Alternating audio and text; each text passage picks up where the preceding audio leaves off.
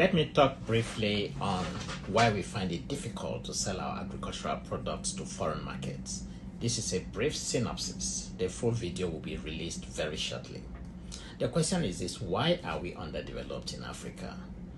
We are underdeveloped in much of Africa not because we are not smart, not because we lack capacity to manage or to manage ourselves, not because we lack skilled manpower. We are poor and underdeveloped because we find it difficult to connect to the rest of the world. In this new age of globalization, we have been left behind. We cannot catch up with the world in terms of logistics, supply chain management, in product distribution and exchange. Now, no country waits for another country to catch up. Part of the reason is man-made, and the other reason is by design. Let me give you some examples. Let's talk about international mobility. An American, a European, can travel to any country of his choice, in most cases without any visa requirements, but an African cannot. For us, traveling is a prayer point. Practically, we live in a small prison. How do we compete in the same market? We can view the world in screens and pictures, but it is so difficult to leave our continent.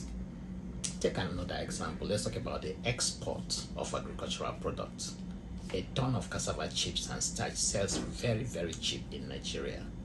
Our parents can barely survive from the sale of gari, but the same product sells for an equivalent 6 times higher on most overseas trading platforms. The question is this: why can't our products be moved seamlessly to the world market? We are the world's largest producer of cassava. We produce 63 million tons as of 2021, yet we cannot export most of it. Do you need to know why? We cannot connect to the global market chain. The supply chain management is fractured on our own end. As reported in the Nigerian Guardian, Nigeria has the capacity to generate over $3 billion from cassava yearly, but we are not. In 2021 alone, we generated below $1 million. The question is why? What are we not doing right? And how do we fix this problem? Remember, we produce 63 million tons, while Thailand, the world's largest exporter of cassava, produces only 34 million tons. And from the 34 million tons they produce, they generate over $2 billion every year. Actually, this was what they generated in 2022, according to the World Bank trade flow sheets. So when you start to understand and see the network of how all of these things work, you start to understand why Africa is underdeveloped and why Africa is often undervalued.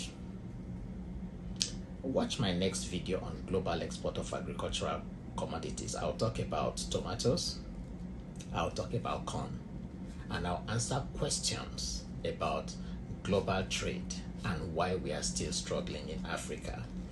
The question is it possible for Africa to catch up with the rest of the world? The answer is yes. We just need to start doing things the right way. We need to start doing things just as the world does things.